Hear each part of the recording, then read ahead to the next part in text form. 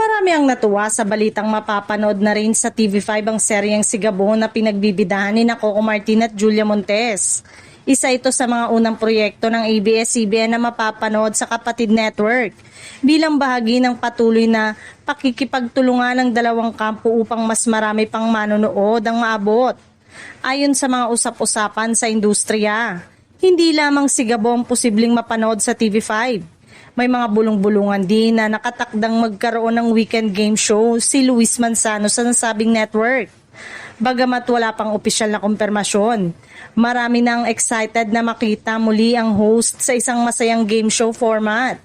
Samantala, hindi rin nakaligtas sa mata ng publiko ang malaking pagbabago sa pangangatawan ni Luis. Kapansin-pansin sa kanyang mga kamakailang paglabas sa telebisyon at social media na mas pumayat at mas fit na siya kumpara noon.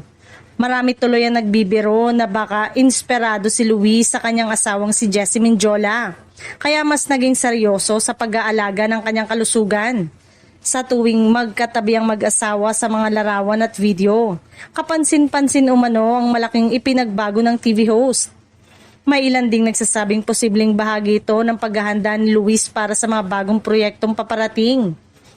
Kilala rin naman siya bilang isa sa mga pinaka-abalang host sa industriya, kaya mahalaga rin ang pagpapanatili ng maayos na kalusugan at pangangatawan.